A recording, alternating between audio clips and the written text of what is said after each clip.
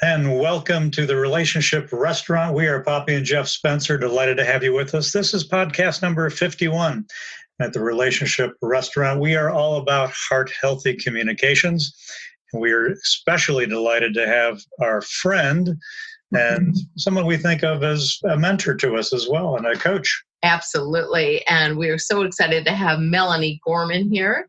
She is the Senior Vice President of Your Tango Experts.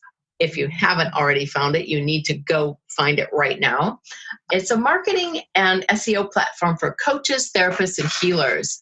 And Your Tango is something that we've been affiliated with for about a year and a half. Melanie is the Senior Vice President of the Your Tango Experts. So our role with Melanie is not just that we've become friends in the last year and 3/4, but she also helps us to make connections with our clients that are just more meaningful so we can gain that trust. And Melanie is the awesome person to go to. And Melanie has absolutely terrific credibility. We love working with people that we know have the background and credibility. 8 years with John Gray, the famous gentleman who wrote the Mars, Venus. Men Are From Mars. That everybody always likes to talk about.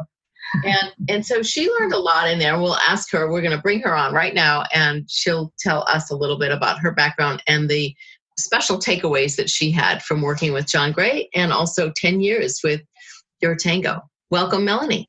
Thank you, guys. It's such a joy to be here with you. I know. Again, in fact, when we started to meet with you, it was like, oh, we're going to talk with Melanie today. It's so exciting. It's like, oh no, wait, we're recording a podcast with Melanie.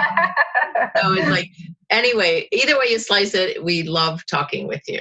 Oh, well, it's a delight to work with you guys too. I've learned so much about relationships, and the work you do around the 6 o'clock has been really cemented in my mind as one of those most important skills and timing for people to pay attention to.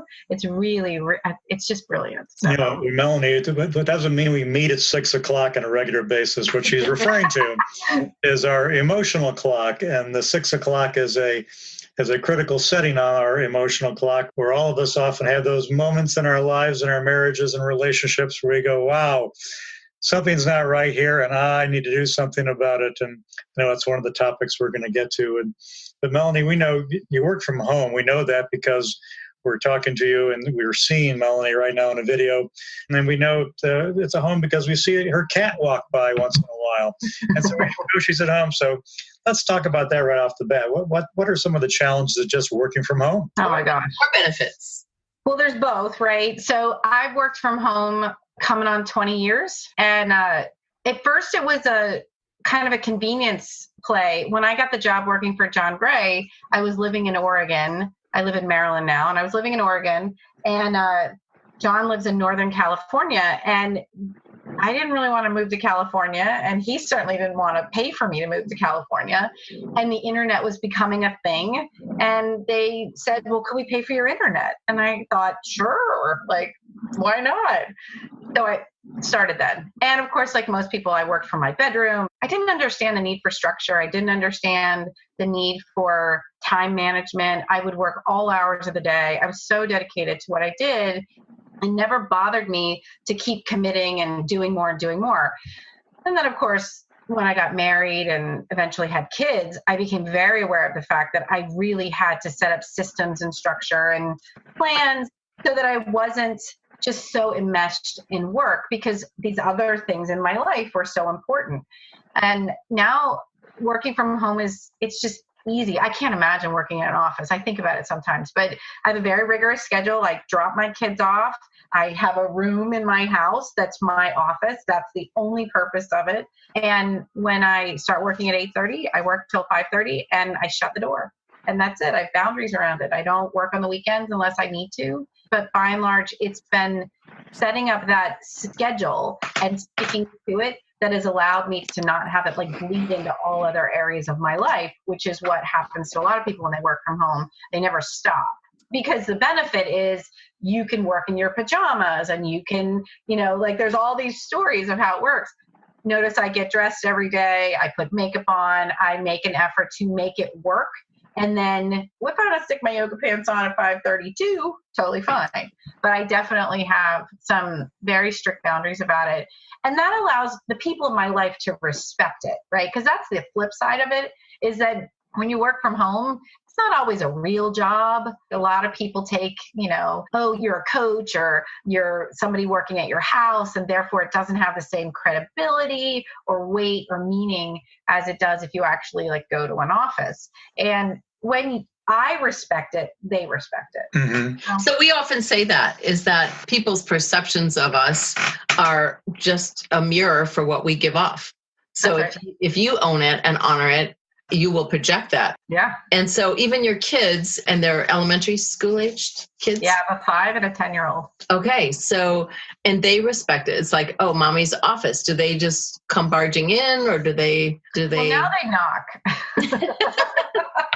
But in the past, doing these video calls, there's definitely been the moments when my son will just kind of meander through and be like, hey. So we've had to have some boundaries around that. And maturity helps as he's gotten older. It's gotten a little bit better. And we met your son, I believe. I'm sure you have. One of those occasions. So, and just for moms and dads out there, what can you do to set a healthy boundary so that the child doesn't feel overly sensitive about a rule as a boundary, but it's a healthy way to communicate it? What would you say? Well, with the working at home thing, I will spend the time to pick him up and not work. So I'm not on the phone with work when I'm doing pickup. Yes. And I set the stage for the transition.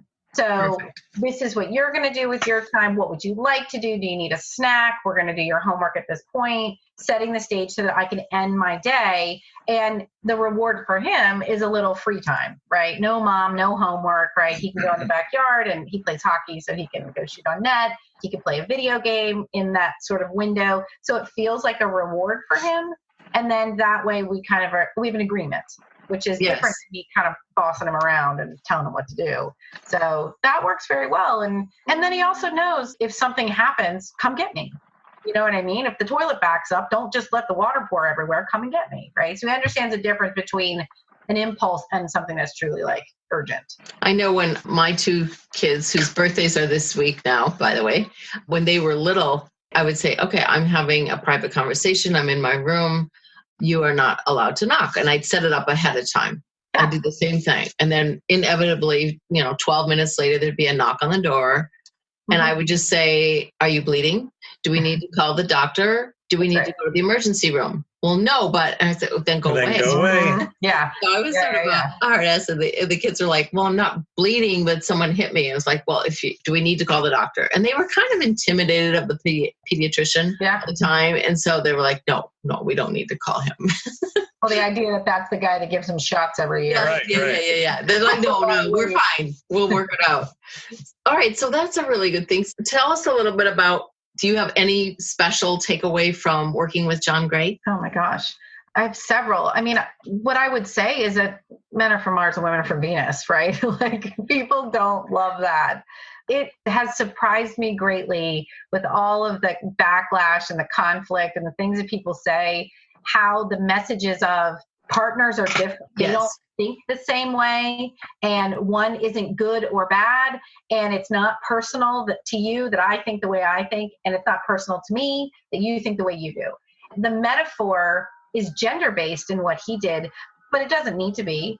The idea that partners come to their relationships with different perspectives and perceptions and all that stuff is a truth that carries through today. Right. Yes. And with your Tango, we edit so much content and we read so many articles from people. It's just spun in different ways nowadays. But that message has never changed. And I think that that's something John put out there to the world. And it's a wonderful thing. It's understanding the differences.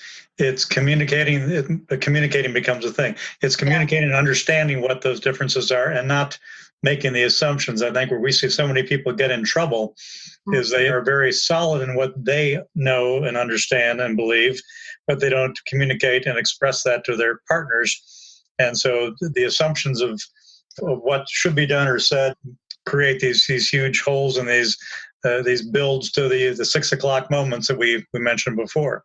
And it's just a matter of ongoing communication right from the get-go. The minute you feel something's off, communicating that and clearing it up. Yeah, there's a piece of this that's really all about personal responsibility. Mm-hmm. And the idea that your other is not going to fix it or make your life perfect. That's your job, right? It's an inside job to heal whatever happened to you or me or whatever, and to keep doing my work so I am the best version of me for my partner, my children, my job, whatever. Mm-hmm. And I feel like the best book John ever wrote, in my personal opinion, got very little play. And it's called What Your Mother Didn't Tell You and Your Father Didn't Know. I love that book. And I love the idea that I love the title. I just love the title. It was great. I know, right? Yeah. But I love the idea of what you don't know what you don't know. Mm-hmm. And when we can accept that as a truth, it gives us compassion for other people and their struggles. I think that's the route to better relationships, is having an appropriate level of empathy and compassion for your partner. And then, of course, not taking it all so personally. Yes. So Don shared that too. That's like Miguel Ruiz, who wrote the 4 Agreements. Don't make assumptions, don't think things personally, and it sounds so simple, but why do you think it's difficult for people to apply that to themselves? Don't take it personally. Oh, okay. Between the brain that wants to understand and identify it, to get down to the heart, the soul that says, no, I still can't get rid of this funky feeling. I think it's because we trigger old wounds so many times. Mm-hmm. If someone says something and you take it personally because it touched a very sensitive thing inside of you that you haven't addressed. You haven't properly ever addressed. Right. I think that the best advice is simple. And I think simple is hard to accept and assimilate because we're wrapped up in the story that plays in our head. We spend so much time replaying and negotiating and talking about whatever the internal narrative is. And until we get off the dime of the story and stop being rooted only in that version of it, the simple is really hard to take in because someone defends themselves against the details. The devil's in the details, as they say. I don't believe that really solves problems.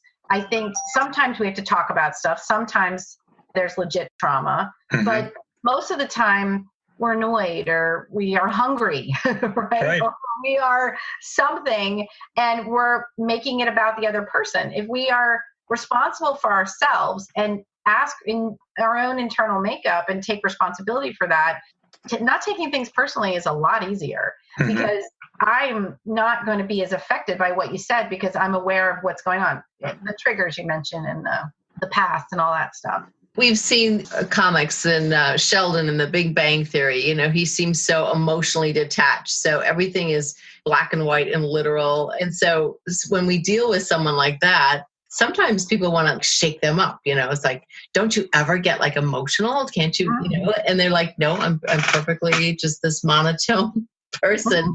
So how would you deal with someone like that you're talking to? We suggest that we match them. And we can get into the Myers-Briggs, of which both of us are certified practitioners. And if we understand someone that has, for instance, a preference for introversion, sensing, thinking, and perceiving, it's an ISTP, we adjust and adapt the way we approach and communicate with that person. If we're in person, we don't get too close. We soften our language. If they speak in a monotone voice, we match that cadence and speak the same way. Do you do the same thing with all of your Tango clients when you talk with them? I do, and I sort of approach it from a learning styles kind of perspective. I'm teaching something that's pretty technical to people, and some people really like it. So I have clients of every persuasion. I have clients that are super geeky and technical, and they want all the details, and they want to program everything themselves, all the way to the people that say, oh, it's over my head. I can't deal. I don't understand it. And over the years, what I've worked on is, are they a visual, an auditory? What kind of a learner are they? What do they need? Do they need a checklist? Do they need a video? Do they need to see me? Can we just talk on the phone? And I try to understand that from the beginning. But it is when conflict arises that becomes more evident. So when I do something in my sort of systematic way of working that hits them wrong, that's great for me because I learn more about them. a lot of people can't tell you my learning style is this, I'm an introvert, or any of the Myers-Briggs stuff. They just show up that way. Yes, right? yes. And so if that is real and people just sort of show up, I do think mirroring is a fantastic technique because it allows you to meet them where they are. But then as you work deeper with people, then some conflict comes up, something they don't understand, they don't hear it, they want more time, they want less time, they want whatever. There's something that shows up. And then I adjust. And I'm able to deepen my connection and intimacy with people by constantly being aware that my job is to help adjust without taking any of it personally. I had a client last night who wrote me this long list of things to do, totally outside of our agreement, and was kind of bossy and a little bit like, I need this by this date. And I know he's stressed. I know he's got a big marketing thing he's doing. I know he wants his website to look really great. Is it any skin off my back to do it? Not really. But I don't want that as a regular thing. So I took that from him and I wrote him back and said, this is what I've done, because I know he's anxious. So let me help him, right? Let me calm him down by doing something on his list. So I did that. And then I said, can we please talk about this on our next phone call? Because this is beyond what our agreement is. And I'm really happy to help you, but I just don't want to overcommit to something and let you down. Good. Responsibility for what I have an influence over. Am I responsible for his anxiety? No. Yes. No, not at all. But I can help with my communication to help him get to a state where he's able to hear what I'm saying. And then today I got an email from him. Oh, thank you. I'm so glad and love to talk. It sounds like what I need to do is understand more of what our agreement is and then hire somebody else to help. And I said, that's great. Let's move you in so that you're ready for this marketing thing. So you're not going to let anybody know. I think it's that kind of stuff. So in a personal relationship, though, understanding if you're engaged with someone, your interaction, and they are stressed and you're seeing that high level escalate a little bit, what not to do, dear listeners, is to say, looks like you're getting upset, or, you sound like you're getting anxious again. It was like, no, you don't call them out on it. No. But you instead, I like the way you said that, Melanie, you reframed it and took the onus on you. It's like, here's what I'm capable of assisting you with. Here's what I can do. And I think that was a really gentle and compassionate and really assertive way to handle it. John Gray has this funny thing about, let me tell you what's going on with you so I know you better than you know you, right? Yes. That happens in relationships, right? Let me tell you what you're feeling and tell you what you need to do about it. And then the other person just kind of sits there and goes, either they fight back or they shut down. So I think that when you're trying to move a conflict or a relationship along, some escalation, I think part of it's about knowing what's going on for you and attuning to that, so that you can serve the relationship. A lot of great marriage counselors talk about there's the husband, the wife, and the marriage. Do you know what I mean? So there's this third entity, right? That is the us. Right. And you have to serve the us. Sometimes that means I'm fine, nothing's really bothering me, you seem really put out, let me help you, right? Yes. But other times it's I'm really freaked out and I need your help. Maybe you balance there, it works. We have clients that, even current clients that we're seeing that are, I'm giving 85%, they are only giving 15% of the relationship. You have to make them do that. It was like, whoa, that's not our job, is to make, you can't make anybody want to make it work. Although they say, oh yeah. Well, I think this goes back to the Mars-Venus things. Guys are not instinctively good, I don't think, at being in relationships and serving things outside of their own needs. I think that just is kind of a trait of a lot of guys. If I'm happy, then we should be happy. That should cover it. A lot of guys just often don't think beyond that. I even go back to, we talked about, we don't know the things we don't know. When Poppy and I were dating back in college, I thought everything was just great. Yeah. We were doing great. I hadn't talked about a future. I hadn't thought about a future. I hadn't considered what the next year was going to be like when Poppy graduated, and I didn't. And so those kind of things, I was happy and dumb and just, hey, things are going along just wonderfully. Next thing I know, I got hit by a train because I didn't think about those things. And we talked about the differences of men and women. Poppy didn't communicate those things. She put the assumption on me, the onus on me, that I would figure that out. By the way, ladies, guys never figure those things out. So take note of those things. So tell them what you're thinking. But we're also curious. We've shared a lot in our many conversations about your marriage, your relationship. Poppy and I always notice this. When you speak about your husband and his interests, you smile. It's an obvious. Poppy and I notice these things. You know, and it's really tender because they're not necessarily your interests either. They're different, but that you sort of compartmentalize that into the special place for him. You know, that and you frame them in a nice light. It isn't something that you don't talk about and roll your eyes about the ridiculous things or that interests him or what he says. You smile and embrace them all, which is a beautiful characteristics of you and your marriage. Oh, that's so nice. You noticed that. My husband and I have known each other since 5th grade. Oh. Right? I don't know if I've ever told you that. I just kind of like him, you know. I like him as a person. And he's very likable. And he's not an angelic husband, you know, like if he would ever do the dishes, I would be so thrilled. He just doesn't. And I just ask him. Do you ask him ever? Yeah, I do. Oh. It's one of those, we'll be married 15 years this August. And what I know is he does some things in our marriage really, really well. And some things not so great. And I just accept him for who he is and work with the little stuff.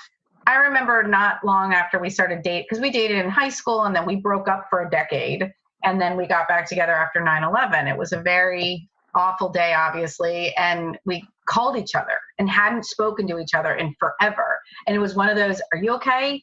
And then the opposite, are you okay? And then it was like we kind of tethered a little bit. But I was living in Oregon and he lived in Maryland. And we hadn't seen each other in, I don't know, 6-8 years. And then we talked a lot. And it was just one of those like rekindled kind of friendships. I was dating somebody else. He was ending a relationship. Neither one of us was available, but it was that familiarity and that friendship. And that is the root of our relationship, is that we are friends. And that friendship has carried us because it allows us to be honest, compassionate, kind. We can have conflict and talk about it. We can go our separate ways.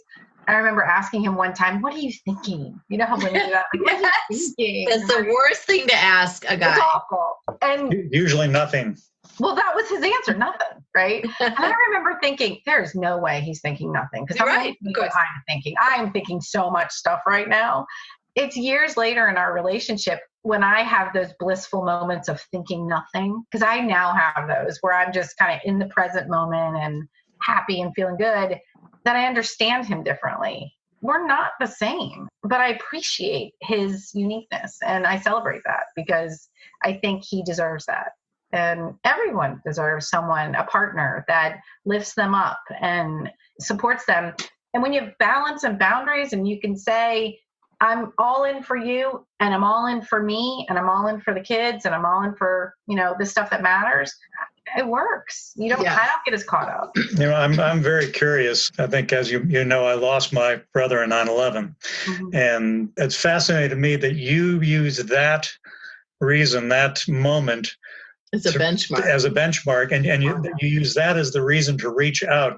Was there something physical and where you were that made you think the other person might be in trouble? Well, he reached out to you, right? He reached out to me. See, and I think that's interesting because his relationship may have been dwindling, his current relationship. Yeah. And so he's reaching out to familiar, safe, secure, to you. You're like the rock, Yeah, definitely. I'm reaching back out to my rock. He lived in Maryland, right? And his brother is and was a firefighter at Arlington, and he was a first responder at the Pentagon. Oh, okay. So my brother-in-law, John, was really affected by it. And I don't know that Matt knew that in the moment that he reached out to me. Because, people didn't communicate. We didn't have text or any of that stuff back then. But I know that there was the phone tree going on, checking in with the whole family, because he comes from a very big family. And I was just part of the family, right? I mean, his parents tell stories about that was the one and you let her get away. And we were 15 when we started dating, right? So who knew? But it is a benchmark. It's a mighty big benchmark, because when the world comes crashing down, who do you reach out to? And that has never left me at how sincere of a gesture it was that I was the person that he wanted. Yes. That's why I said that there's a huge significance to that moment where he said, who do I care about that I need to check on? It's defining. Yeah. And I think if everyone could take that example, who would you reach out to the most? Instead of being angry that they didn't do the dishes, it would be so much more rewarding in your relationships if we could all do that. And I think years later, what I know is that that's what gives me the strength and courage to always be all in. That's the thing that keeps me from ever having wandering eyes or making bad decisions. And that doesn't mean I'm perfect by any stretch. I mean, I make more than my fair share of mistakes, but I'm ever able to go back and say, let's try again. I forgive you. I'm willing to keep at it, even when things get hard. And as a parent of 2 little kids, life is not simple. It doesn't get easier when they grow up too, by the way. People tell me it does. Don't ruin that. No, because they have adult problems then. No, and you said they're still your kids. But tell us about how you and your husband deal with conflict, and what's the conflict? Is there a common conflict? Yeah. Beside the dishes. Besides the dishes. We don't fight about the dishes. You know why, Jeff? Because she lets it go. Well, I used to get so bugged out about the dishes. And then in Maryland, I don't know how many years ago this was, we had 3 feet of snow. And I was like, fine, you want to do the dishes? I'm not shoveling snow. And I've never shoveled snow again. But every time it comes, I'm like, okay, that's payback. He can shovel snow. I'll do the dishes, right? And I kind of come to understand there's a little bit of balance. It's not always present in the moment, but it's there, right? You probably have a lot more dishes than you have snow, though, is there? I don't do leaves either. Okay, there you go. All right, okay. Or change the oil or any of that. So we have roles. How do we deal with conflict? Well, like all couples, sometimes we snap at each other. This morning I snapped at him about something, but we make up for it. To his credit, usually the first one to come back and say, I love you. And it's like, it just dissolves. We realize we repair fast. We're not grudge holders, either one of us. And because we're friends, all topics are open for discussion. What's not allowed is name calling, cursing. Yeah. Like there's certain rules we have, not that we really ever said, you can't call me this word, but those are there and have been there for a long time. So there's certain things we don't do. And those are typically things that demoralize or disrespect the other. Mm-hmm. So those things are off the table. You have to use your adult words. And if you're not ready to talk about it, this is a John Gray thing, totally fine to take a time out. So the worst fights we've ever had have been when one or the other of us has insisted on fighting when the other one said, I need a break. Yes. And the break is really beneficial. Sometimes that thing is just to say, I'm going to go to bed and I'm going to sleep it off, or I'm going to go, out with my girlfriend, or I'm going to go be with the kids. And then 3, 4, 5 hours a day later, come back to it with a clearer head, and the whole thing, a full belly, a night's sleep, not drinking. We don't drink. So that's something that is not a part of our life these days. And for a lot of couples, alcohol and other things that distract is a real deterrent to being able to get to the root of what's really going on. When my friends come to me and they talk about their conflict, one of the things I'll say is, get rid of all your distractions. Turn the TV off, get rid of the cell phone, put the booze away, don't smoke any more pot, like whatever you're doing that is not allowing you to be fully present. Get rid of those things for a month. Give yourself some space and then go at it again and see if you feel the same way, because people don't. I mean, they just don't. The list of things you just rattled off very nonchalantly and easily are absolutely wonderful jewels. Starting with, we repair quickly. That's probably one of the areas where most folks stumble badly. That's why the emotional clock exists, because people don't repair quickly. Right. They hold the grudges. They get angry. They get ashamed. They keep on moving all the way around until they hit that wall of 6 o'clock where they say, I need to call in somebody else like Poppy and Jeff to help me figure out how to get it, either, how to fix this or how to get out of it, one or the other. So the emotional clock is a tool that we developed, a communication tool that has 12 emotions around the 12 points on a clock. And the right side is the discouraged side, or the disempowered side, and the left side is the empowerment side. And 6 o'clock is that defining moment, as Jeff said. But what it does do, especially when people are highly escalated in conflict, it does give this tangible tool. You can either download it or from our website, or you can get an actual handheld one. It does help them to immediately identify and address those challenging emotions that we all feel. It really does diffuse. The heart rate goes down, your cortisol levels go down. We find that it's really helpful for people because it distracts them from being totally emotionally overwhelmed. Again, all these different things that you said, removing the distractions, that is enormous. And that is another one of those areas where so many of the conflicts we see are based in all those distractions. They've let all these other things get in the way of the marriage and their ability to truly engage and understand and listen and care. And just very good rules. I think Poppy and I are going to probably just take this, your last little soliloquy you did there, and just make that like an entire article, blog post we have to write, because it was so beautifully articulated with the areas where most people stumble and fail, Melanie. And so we tip our hats to you as doing that beautifully and well. It doesn't surprise us at all, knowing everything about you and your background, that you would make that your mantra of life and marriage. And it's another beautiful aspect of you. Oh, thank you. You're a master's level therapist. And is your husband also equally skilled in communication, or did you kind of teach him or train him along the way? My husband has a master's in information systems. He's a total geek. Okay. Right? Ones and zeros geek. But he's open. You know what I mean? And so I think that that's all it takes. Sometimes he communicates really, really well, and sometimes it's just good enough. And yes, I've kind of learned over the years that when I need to process and really because I'm a verbal processor, as you guys can tell, and when I need that, I don't go to him for that.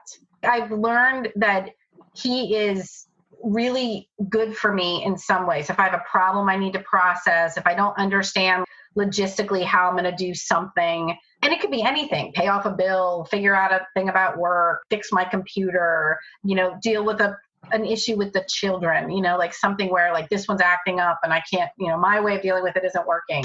He's a very good problem solver. And I don't saddle him with being, to me, the things that he's frankly not that great at. So when I have a problem in my marriage, I will go to my handful of girlfriends and say, bleh, and just kind of get it all out. And then when I talk to him about it, it's a little more bullet pointed, Yes. Like, it's a little bit more practical because he can understand that. Right. And I also think in my marriage, and I think you guys do this too, there's a system of rewards that's important. He needs things that are special to him, not special to me, right? But special to him. And we're very different people. He grew up in a family of hunters. I've never shot a gun in my life. And he goes target shooting and wants to be training to be a marksman, like a rifleman marksman, right? Mm-hmm. This is not something I have any interest in whatsoever, right? In the least. And I remember when he brought it up, I was like, I'm anti-gun. I don't like guns. Like, I'm very freaked out by the whole thing. And what I've realized is that the freak out is in my head, right? It's not logical. I've worked through what that is. And I've come to a way of understanding what that hobby gives to him. Same thing with riding his motorcycle. I mean, I'm not a motorcycle rider, but I remember when he got it, my criterion was you have no to take kids. 4 kids, right? Yeah. I was like, you have to take the motorcycle safety course. I'll buy it for you. Yeah. And he did. So I think it's the reward thing of recognizing that giving him going out to the movies isn't a reward for him. It is for me, but he doesn't like the movie theater, right? So I give him what he wants. And then that's really nice. And then he does the same. And he does the same. I have tickets to a concert tonight. He's not going. Oh, okay. But he'll watch the kids. So yeah, see, right? it's a win-win. So I get a night off of being mom. I don't have Well, and I think the other thing that you'd mentioned is that you have other sources. So so many times we deal with couples, and it's typically the woman will pour all of her eggs in one basket, so to speak. Yeah. And so everything that she does has to be embraced and problem solved and attended to by her spouse.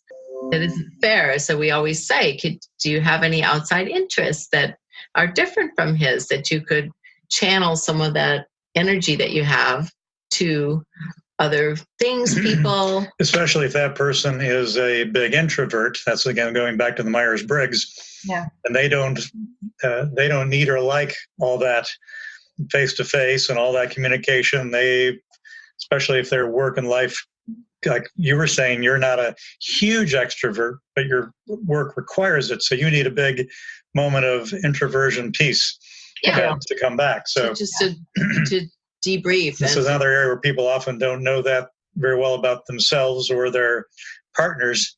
The more you know about those things, the much better it is to communicate. We need to be honoring some time commitments here too with all Speaking of clients. Speaking of clients. But if you had one takeaway to give to our listeners, Melanie, what would it be on relationships? I think anything people can do to eliminate the drama in their relationships is to their better interest. Sometimes people have, Jeff, you said this before, deep hurts, old wounds, deal with them. Like, put them in the past. Stop letting them, what happened to you at 5 or 10, filter into your life at 45. The last thing you want to do is make decisions at the 6 o'clock about your marriage based on your parents' marriage or something that happened to you that was totally out of your control. The more people can take personal responsibility for their own feelings and what goes on for them, the more loving and compassionate and present they can be with their partner. And every relationship in their life benefits from it. Understand what that 6 o'clock moments are. Those moments are for you. Because when you can figure out where your rubber meets the road, you're never hijacked by the drama. In my soul, this will not stand, Gandalf, right? No way, right? So you know those moments. But if you don't know those moments, the fear and the drama overtake. So, and they should work with you guys. You guys are awesome. Okay. And people, if you want to connect with Melanie, tell them where they can find you. So I run the experts division at yourtango.com. And for any counselors or healers or coaches and that need business support, SEO or content marketing, we're on yourtangoexperts.com. So both of those places are great. Well, thank you so much, Melanie Gorman. You're awesome. Master level therapist, master level mom, master level friend and spouse, wife. Thank you so much for joining us today. This is the Relationship Restaurant. We're Poppy and Jeff, and you can find your emotional clock free download on our website, poppyandjeff.com, poppyandgeoff.com. The next couple of days, there's a Myers-Briggs $99 value. Free consultation, not free, but the consultation is discounted quite a bit. So we thank you very much. And we look forward to talking to you again soon, Melanie. And thank you, listeners, for tuning into the Relationship Restaurant. See ya.